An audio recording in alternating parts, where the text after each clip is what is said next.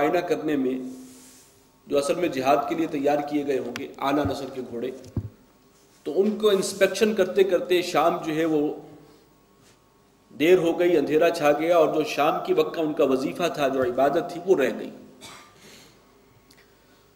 تو فقال انی احببت حب الخیر عن ذکر ربی، انہوں نے کہا کہ یہ تو مال کی محبت میں لگ کر میں اپنے رب کی یاد سے غافل ہو گیا۔ حتی توارت بالحجاب، یہاں تک کہ سورج چھپ گیا اونٹ میں، جیسے ہم یوں کہیں گے کہ عصر کی نماز رہ گئی اپنے حساب سے۔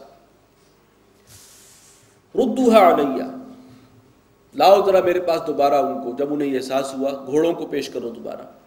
فطفق مسحا بالسوق والاعناق، تو وہ لگے جھاڑنے ان کی پنڈلیاں اور گردنیں۔ اس کی تشریح دو طرح سے کی گئی ہے، لیکن جو بات جڑتی ہے وہ یہی ہے کہ پھر انہیں جو ندامت ہوئی اور شدید رنج تھا کہ میری وہ عبادت رہ گئی اور میں ان کے اندر الجھ گیا، یہ اچھی نسل کے گھوڑے جو ہے اس کے ساتھ کوئی ایک شغف بھی ہوگا، دلچسپی بھی ہوگی، تو وہ تلوار جو ہے وہ ان کی گردنوں پر اور ان کی ٹانگوں پر چلانے لگے اس شدت ندامت کی وجہ سے۔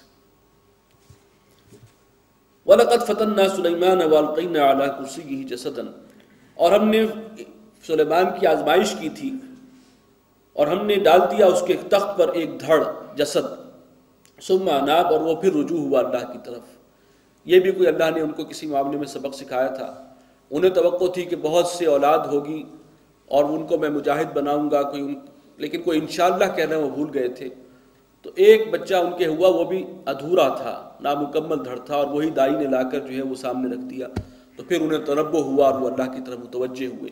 کوئی اس قسم کے واقعات وہ روایات میں ملتے ہیں۔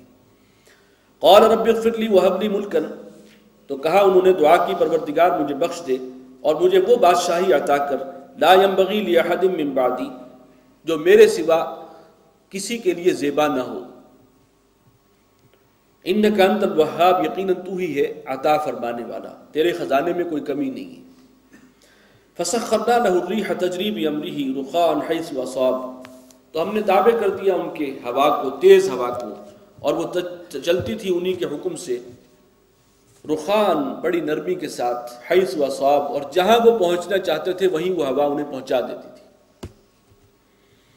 اس کی تفصیل اس سے پہلے سورہ سبا میں ہم پڑھ چکے ہیں۔ وَالشَّيَاطِينَ كُلَّ بَنَّاءٍ وَغَوَّاصٍ، اور بہت سے شیاطین جن بھی ہم نے تابع کر دیے تھے ان کے، اور وہ بڑے ماہر معمار تھے، عمارتیں تعبیر کرتے تھے، اور غوطے لگا کر سمندر سے ان کے لیے موتی نکالتے تھے، بڑے قیمتی موتی۔ تو یہ جنات بھی ان کے تابع تھے۔ وَآخَرِينَ مُقَرَّنِينَ فِي الْأَصْفَادِ، اور کچھ اور بھی تھے کہ جو جکڑے رہتے تھے بیڑیوں کے اندر، بڑے بڑے جن۔ هَذَا عَطَاؤُنَا، یہ ہے ہماری عطا، بخشش۔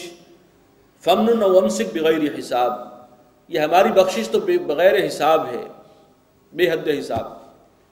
لیکن یہ ہے کہ اب مرضی ہے سلیمان کی کہ یا تو احسان کر کے اب دوسروں کو بھی دے یا اپنے پاس روک لے، یہ اس کا اختیار ہے۔ وَإِنَّ لَهُ عِندَنَا لَزُلْفَىٰ وَحُسْنَ مَآبٍ، اور یقیناً اس کے لیے ہمارے پاس خاص قرب بھی تھا اور بہترین مرجع بھی، بہترین انجام بھی، بہترین ٹھکانہ بھی۔ وَاذْكُرْ عَبْدَنَا ایوب، اور ذرا ذکر کرو ہمارے بندے ایوب کا، اذ نادى ربه انی مسنی الشیطان بنصب وعذاب، جب انہوں نے پکارا اپنے رب کو کہ مجھے شیطان نے پہنچائی ہے بڑی اذیت اور تکلیف میں مجھے مبتلا کر دیا ہے۔ ارکض برجلک، یہ وہ شدید اذیت سے گزر رہے تھے، ان کو کوئی بیماری ایسی جسم میں آئی کہ اس میں کیڑے پڑ گئے، اور بڑے طویل عرصے تک اللہ تعالیٰ نے انہیں آزمائش میں رکھا ہے۔ تو بہت سخت آزمائش تھی، ان کے گھر والے بھی ان سے دور ہو گئے اس دوران۔ تو بالآخر اللہ تعالیٰ نے ان کی دعا سنی ہے۔ ارکض برجلک، اپنے پاؤں سے ذرا زمین کو مارو، اس پر ایڑی جو ہے مارو اس کی۔ ھذا مغتسل بارد وشراب، تو یہ نہانے کا ٹھنڈا پانی بھی ہے اور پینے کا بھی ہے، یعنی وہاں سے چشمہ ایک برآمد ہوگا، اس سے نہاؤ، غسل بھی کرو، اسی چشمے کا پانی پیو، اسی میں اللہ نے تمہارے لیے شفا رکھ دی ہے۔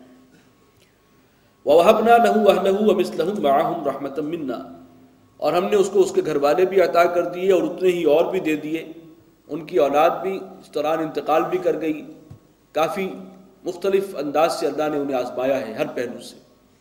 اور پھر اللہ نے انہیں اور اولاد عطا کر دی، صالح اولاد، رحمتا منا، یہ خاص ہماری طرف سے اس پر فضل ہوا، رحمت تھی، وذکریٰ لأولی الالباب، اور یہ بات یاد رکھنے کی ہے اولو الالباب کے لیے کہ وہ اس سے نصیحت حاصل کریں، عقل مند لوگ۔ وخذ بیدک ضغثا، اور اپنے ہاتھ میں پکڑو ایک مٹھا تنکوں کا، سینکوں کا، فاضرب بہ، اور اس سے ضرب لگاؤ، ولا تحنث، اور قسم میں جھوٹے نہ بنو۔ یہ بھی ایک معاملہ تھا جس کی تفصیل آتی ہے حدیث میں، کہ جب وہ بہت علیل تھے، بہت بیمار تھے، تو اسی میں ان کی اہلیہ سے کسی معاملے میں وہ ناراض ہوئے اور کہیں قسم کھا بیٹھے کہ جب میں ٹھیک ہوں گا تو تمہیں 100 لکڑیاں ماروں گا۔ وہ کوئی کیفیت ہوگی جس میں وہ ایسی بات کہہ گئے، تو اللہ تعالیٰ نے بہرحال ان کے لیے یہ خاص ایک راستہ نکالا کہ 100 تنکوں کا ایک مٹھا لے کر اور اس سے ایک ضرب لگا دو، بس کافی ہے، اللہ کی طرف سے یہ تمہاری قسم پوری ہو گئی، قسم میں جھوٹے نہ بنو، اور اس طرح سے یہ راستہ جو ہے اس کو اختیار کر لو۔ انا وجدناہ صابرا، ہم نے پایا تھا اسے صبر کرنے والا، یہ سرٹیفکیٹ اللہ کی طرف سے ہے، وہ واقعی صبر کرنے والے تھے اور اس امتحان میں پورے اترے۔ نعم العبد، کیا ہی خوب تھے وہ بندے اللہ کے، انہ اواب، اور وہ بھی اللہ کی طرف رجوع کرنے والے تھے۔ وَاذْكُرْ عِبَادَنَا إِبْرَاهِيمَ وَإِسْحَاقَ وَيَعْقُوبَ، اور ذرا یاد کرو ہمارے بندوں ابراہیم کو، اسحاق اور یعقوب کو، اُولِي الْأَيْدِي وَالْأَبْصَارِ، جو بہت قوت والے بھی تھے اور بصیرت والے بھی تھے، اللہ نے انہیں سوجھ بوجھ عطا کی تھی۔ اِنَّا أَخْلَصْنَاهُمْ بِخَالِصَةٍ، ہم نے انہیں خاص کیا تھا ایک خاص مشن کے لیے، ذکر الدار، اور وہ کیا تھا؟ آخرت کی، وہ جو گھر ہے اصل گھر، اس کی یاد دہانی پر ہم نے معمور کر دیا تھا، یہ مشن تھا ان کا۔ وَإِنَّهُمْ عِنْدَنَا لَمِنَ الْمُصْطَفَيْنَ الْأَخْيَارِ، اور وہ ہمارے نزدیک سب کے سب چنے ہوئے نیک لوگوں میں سے تھے۔ وَاذْكُرْ إِسْمَاعِيلَ وَالْيَسَعَ وَذَا الْكِفْلِ، اور یاد کرو اسماعیل کو اور الیسع کو اور ذو الکفل کو بھی، اب یہ بھی کوئی نبی ہیں، ان میں سے اسماعیل تو جانے پہچان نہیں علیہ السلام، اور الیسع کے بارے میں رائے یہ ہے کہ حضرت الیاس کے بعد یہ ان کے خلیفہ ہوئے تھے اور ان کو نبوت بھی عطا ہوئی تھی، لیکن کوئی پختہ بات اس سلسلے میں نہیں ملی ہے، لیکن رائے ایک یہی ہے۔ اور ذو الکفل کے بارے میں بتا چکا ہوں کہ ان کے بارے میں بھی کوئی حتمی بات مفسرین جو ہیں وہ نہیں کہہ سکے، بس کوئی رسول ہے اللہ کے، کوئی نبی ہے۔ مولانا مناظر حسن گیلانی صاحب کی ایک رائے میں نے بتائی تھی آپ کو کہ ان کے خیال میں کہ یہ گوتم بدھ ہو سکتا ہے کہ وہ کپل وستو کا رہنے والا، اور ذو الکفل، وہ کپل کا لفظ جو ہے کفل، اس کو پے جو ہے فے میں بدل جائے گی، تو کچھ بات جڑتی تو ہے، اور اس حد تک کہ یہاں سے یہ بات بھی سمجھ میں آتی ہے کہ ہو سکتا ہے کہ وہ اللہ کا نبی ہو اور اس کی تعلیمات توحید پر مبنی ہو، لیکن بعد میں جیسے حضرت مسیح کے پیروکاروں نے ان کے دین کو بگاڑ دیا، تو ان کے پیروکاروں نے بھی اس کا حلیہ بگاڑ دیا ان تعلیمات کا۔ بالکل امکان ہے، کیونکہ اللہ نے کہا ہے کہ بے شمار رسول اور نبی ایسے ہیں جن کا ہم نے تمہیں ذکر نہیں کیا، قرآن میں ان کا ذکر نہیں ہے، لیکن وہ تھے نبی اور رسول۔ تو ایک رائے ہے، ضروری نہیں کہ ہم اس رائے کو مانیں۔ وَكُلٌّ مِّنَ الْأَخْيَارِ، اور وہ سب کے سب جو ہیں وہ اخیار میں سے تھے، نیک لوگوں میں سے تھے، خوبیوں والے تھے۔ ھذا ذکر، یہ تو ایک بات ہے، ایک ذکر ہے جو مکمل ہوا۔ وَإِنَّ لِلْمُتَّقِينَ لَحُسْنَ مَآب، اور جو متقین ہیں، اللہ سے ڈرنے والے، اللہ کے احکامات پر عمل کرنے والے، ان کے لیے بہت ہی عمدہ ٹھکانہ ہوگا۔ جنات عدن مفتحۃ لہم الابواب، وہ ہمیشہ رہنے کے باغات ہیں کہ جن میں دروازے ان کے لیے کھلے رکھے جائیں گے، استقبال کے لیے پہلے سے کھلے ہوں گے۔ متکئین فیہا، اور ان میں ٹیک لگائے ہوئے ہوں گے۔ یدعون فیہا بفاکہۃ کثیرۃ وشراب، اور اس میں وہ طلب کریں گے بہت سے میوے اور بہت سے مشروبات۔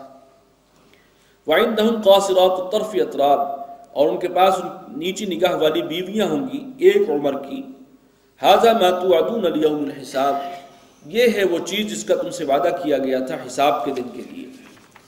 ان ھذا لرزقنا ما لہ من نفاد، یہ رزق ہے ہماری جانب سے جو کبھی ختم نہیں ہوگا، اس کا سلسلہ کبھی منقطع نہیں ہوگا، یہ انعامات اللہ کی طرف سے جاری رہیں گے۔ ھذا، یہ معاملہ تو ایک طرف ہوا۔ وَإِنَّ لِلطَّاغِينَ لَشَرَّ مَآب، متقین کے مقابلے میں طاغین، ایک اللہ سے ڈرنے والے اور اللہ کی ناراضگی سے بچنے والے، اللہ کے احکامات کو توڑنے سے بچنے والے